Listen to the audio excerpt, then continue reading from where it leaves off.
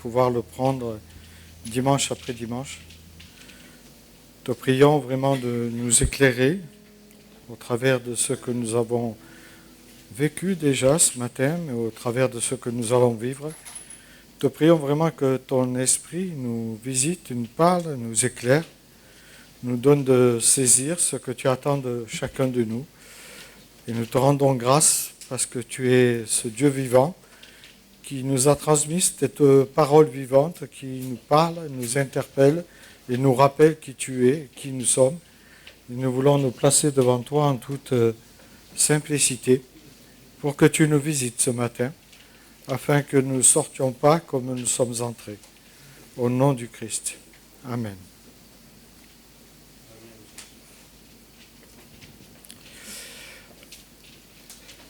Lorsque nous lisons dans l'Écriture, en tout cas dans la Genèse au chapitre 1er, au verset 3, on découvre tout de suite que Dieu a créé la lumière. Et puis, quand on poursuit notre lecture, au verset 14 à 18, on voit qu'il attribue des fonctions particulières à cette lumière. Éclairer la terre, au travers aussi du soleil. Tous ces luminaires vont servir à éclairer la terre, que ce soit la lune ou les étoiles. Et dès l'origine, Dieu savait que cette lumière serait indispensable à la vie de l'homme, mais aussi à l'ensemble de sa création. La lumière, elle permet de rythmer aussi le temps, d'illuminer le monde et de le rendre possible. Possible aussi pour notre développement et pour le développement de toute forme de vie qui puisse exister sur cette terre.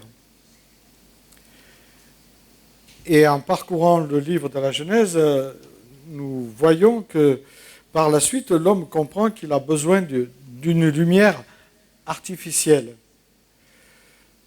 Que ce soit pour éclairer sa maison, pour faciliter de la lecture ou le travail au coucher du soleil.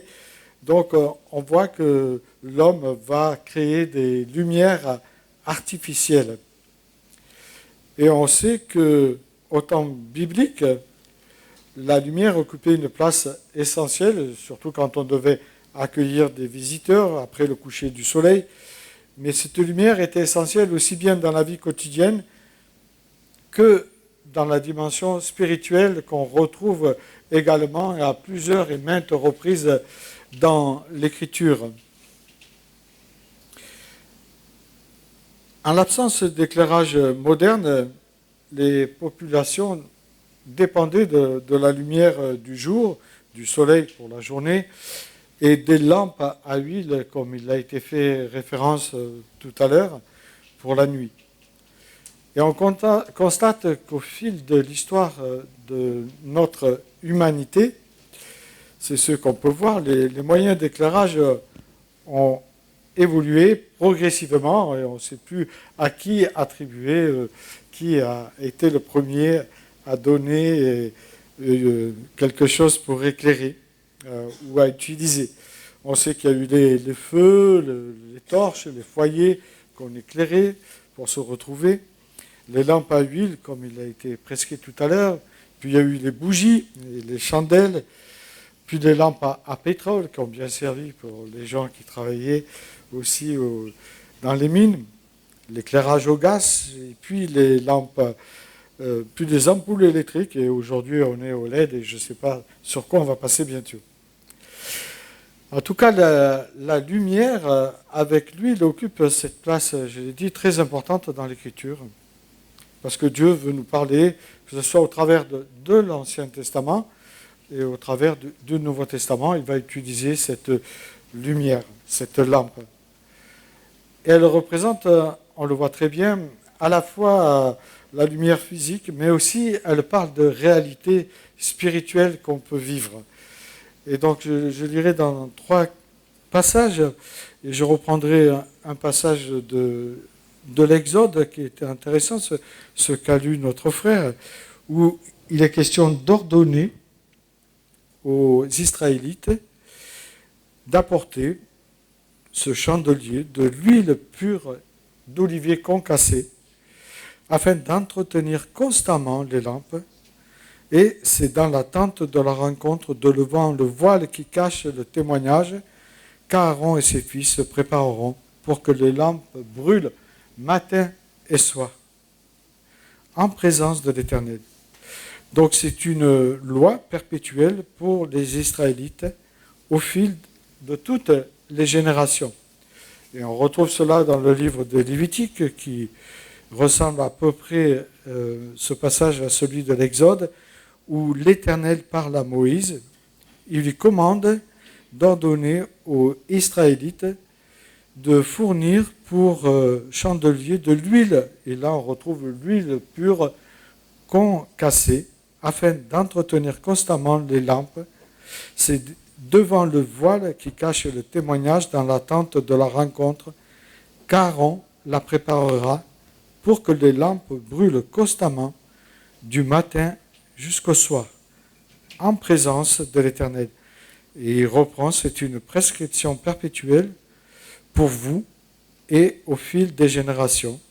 Il arrangera les lampes sur des chandeliers d'or pur pour qu'elles brûlent constamment devant l'Éternel.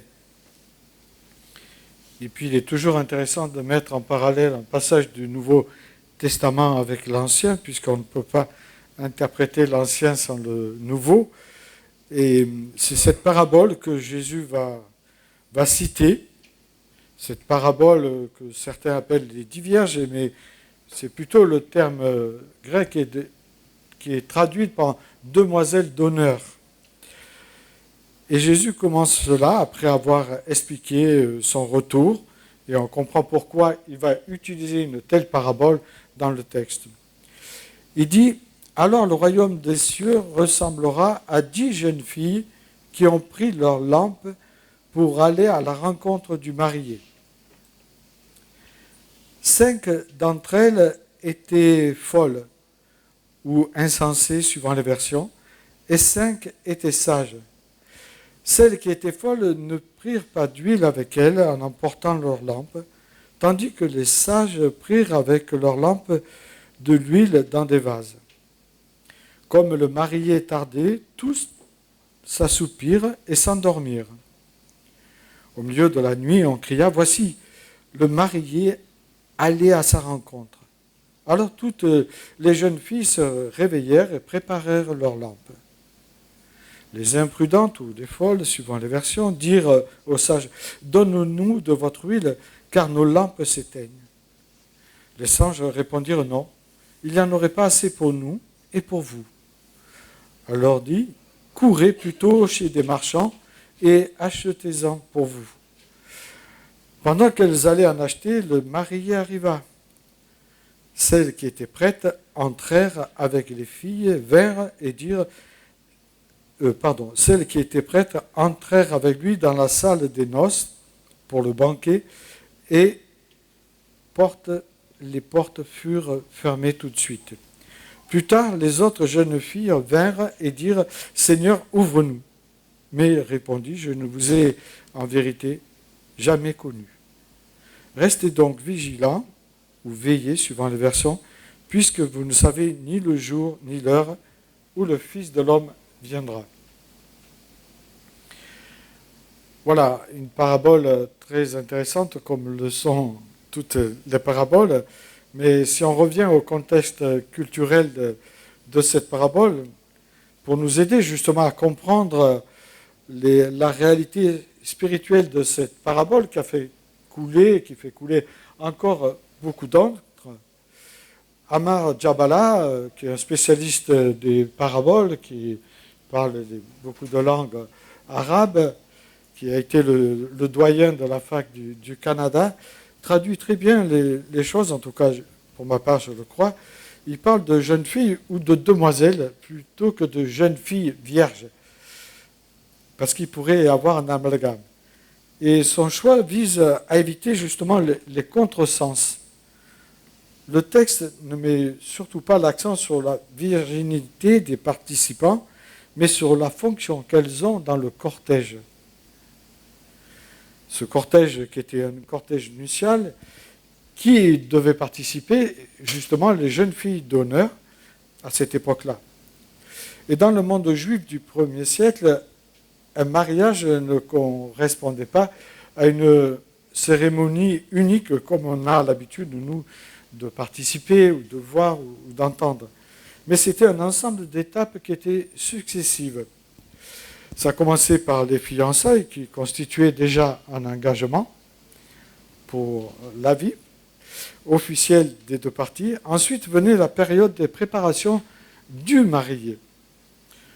On partait souvent organiser la fête, mais c'était chez le père qu'on organisait la fête à l'époque.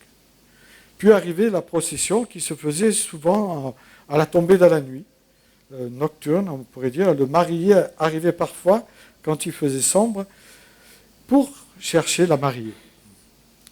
Et on comprend bien pourquoi Jésus cite cette parabole à son auditoire qui comprend très bien où il doit en venir. Un événement dont l'heure restait incertaine pour les invités. Et ça, c'est intéressant de voir cela. Enfin, le tout s'achevait par ce grand banquet de noces, et c'était cette grande fête qui était souvent collective, entre autres généralement. Et dans ce cadre-là, les jeunes demoiselles qui étaient invitées avaient leurs lampes remplies d'huile. Elles attendaient l'arrivée du cortège, qui était souvent, comme je l'ai dit, la nuit. Sans cette lumière, la procession en fait nuptiale pouvait être complètement ratée. Et on peut imaginer que les contemporains de Jésus savaient très bien de quoi Jésus voulait en venir en citant cette parabole.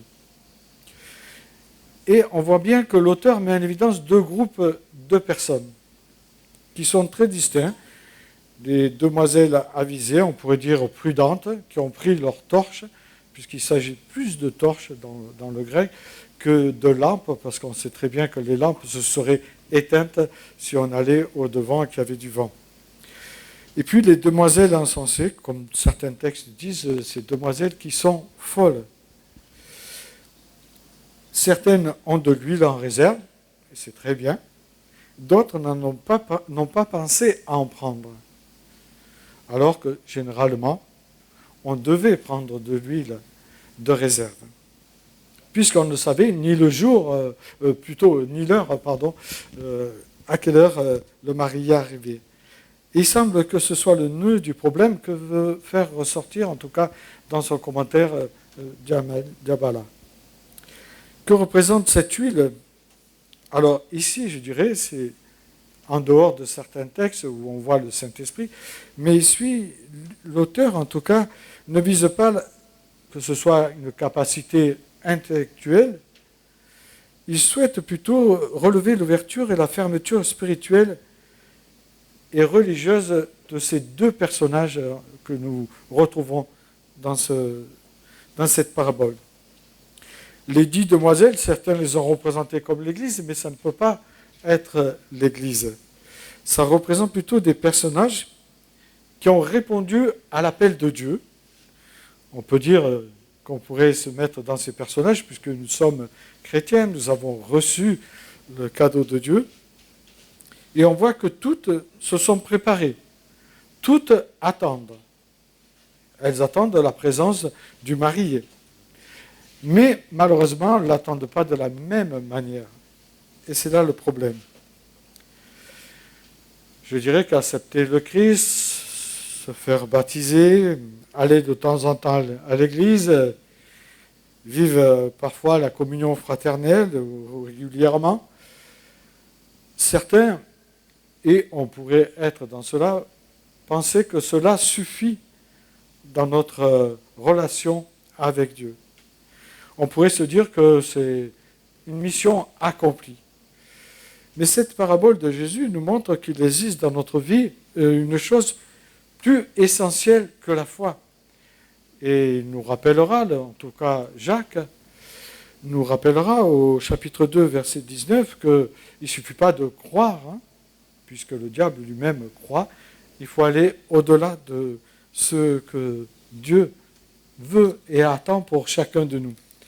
Il existe une chose dont il est urgent de faire provision, en tout cas le texte ici nous le rappelle, quand on le peut encore, parce qu'on sait que notre vie est courte, et le psaume 90 nous donne une limitation à notre vie que Dieu a fixée, et non l'homme. Il nous parle de 70 ans, de 80 ans pour les plus robustes, et puis après, le super bonus pour ceux qui vivent encore plus.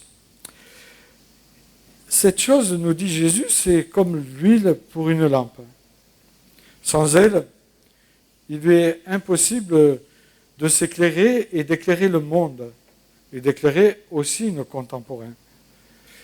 Les 10 demoiselles d'honneur sont toutes invitées au mariage. Vous remarquerez qu'il n'y a aucune distinction.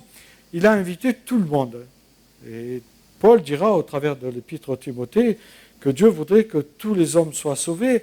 Et dans Jean 3,16, on retrouve cela, ce quiconque qui s'adresse à chacun sans distinction de personne. Et j'aime bien cette approche que nous fait Djabala au travers de son commentaire. Il nous dit qu'à regarder de plus près, on s'aperçoit que toutes possèdent des lampes. Et c'est vrai, elles ont toutes une lampe, toutes attendent l'époux, toutes s'assoupissent quand l'époux arrive, et ce n'est pas cela qu'il aurait reproché, parce que l'époux, il tarde. Mais la différence, elle apparaît uniquement lorsque l'époux arrive.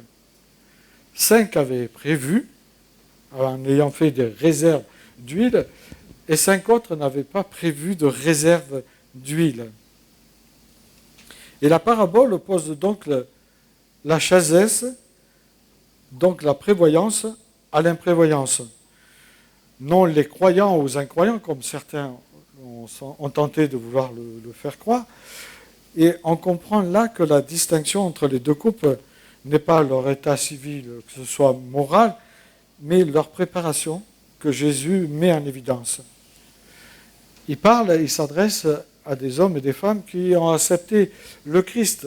On pourrait dire qu'il s'adresse à chacun de nous en tant que disciples, si nous l'avons accepté comme Seigneur et comme Sauveur dans notre vie. Et j'aime bien l'approche de Djabala, qui est assez sobre, car il dit que l'huile représente simplement ce qui est indispensable pour être prêt, lorsque l'époux viendra. Il est question de la parousie, si vous voyez les textes avant, donc il est bien question du retour du Christ. Et le centre de la parabole n'est pas l'huile en elle-même, mais la nécessité de la préparation qu'incombe cela. Une préparation réelle que Dieu nous invite à faire. L'accent est mis sur comment savoir attendre dans une persévérance. Il met en évidence et souligne que Jésus répond ici à la question de son retour.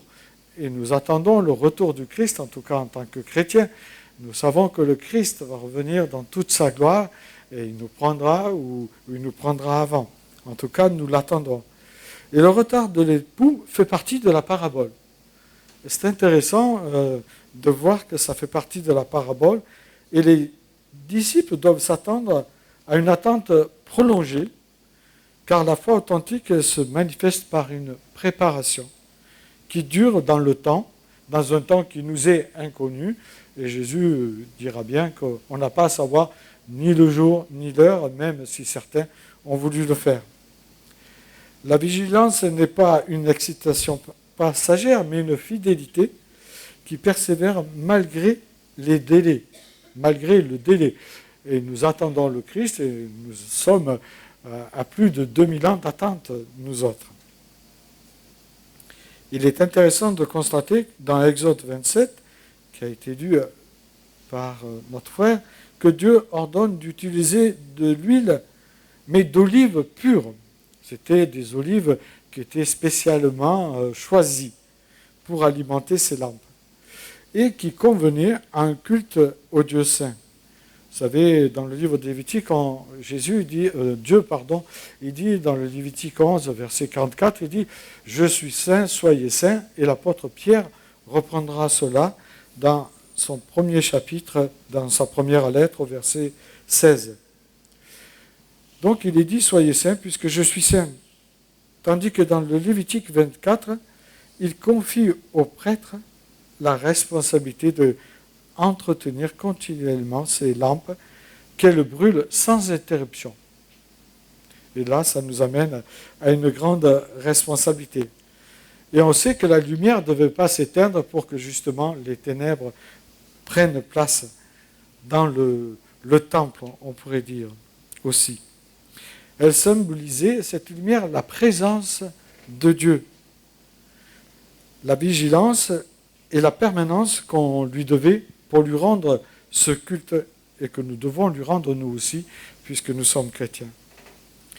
Nous savons que le service des prêtres ne consistait pas seulement en des sacrifices, on pourrait dire, ponctuels et divers, mais aussi en un entretien régulier et qui pouvait être parfois discret, montrant que la communion avec Dieu demande une fidélité, mais une fidélité dans le temps, une fidélité constante pour s'offrir comme il nous est demandé, puisque dans l'Apocalypse, il est question que nous sommes devenus un royaume de sacrificateurs. Alors, on n'a plus besoin de sacrificateurs, puisque nous sommes nous-mêmes des sacrificateurs avec les responsabilités que cela incombe, mais aussi avec l'aide de la grâce de Dieu. Et c'est intéressant de voir les demoiselles encensées, comment elles sont traitées. Et c'est très violent, les paroles de cette parabole, puisqu'il dit « Je ne vous ai jamais connu ». Et on peut comprendre, en tout cas les contemporains de Jésus comprenaient très bien, qu'elles n'avaient pas respecté les règles de la cérémonie. Et ont quelque part insulté les mariés. Je dis bien les mariés, puisqu'on sait que l'époux c'est le Christ, et les mariés, c'est son Église.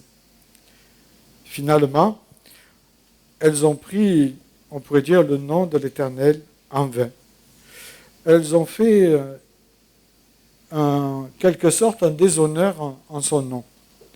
Et elles reçoivent le fruit de leur mauvais comportement qui nous est relaté dans l'Exode 20, le 3e commandement. Et elles reçoivent malheureusement le fruit de leur comportement, comme dans Matthieu 7, 21, où il est question de ceux qui font des miracles, de ceux qui guérissent les malades, de ceux qui font des prophéties. Et Matthieu 7, 21, il dit « Je ne vous ai jamais connu ». Et ça, c'est très fort comme parole de la part de Jésus. Et là, c'est plus une parabole.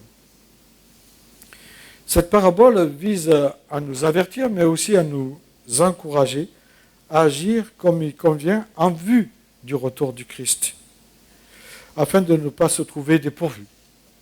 Alors, bien sûr, nous savons que nous sommes des êtres fragiles, que nous pouvons chuter, rechuter, mais Dieu nous dit de rester éveillés, de veiller. Alors, on peut s'assoupir, comme dans cette parabole. Dieu ne va pas nous tenir rigueur parce qu'on va s'assoupir, mais il va nous tenir rigueur parce qu'on ne persévère pas dans cet état d'esprit de vouloir continuer à persévérer. Ce qui compte est d'être effectivement prêt lorsque l'époux paraîtra. Il ne suffit pas de participer au cortège, il ne suffit pas d'avoir une lampe, encore faut-il qu'elle ait de l'huile en réserve, puisque nous ne savons ni le jour ni l'heure.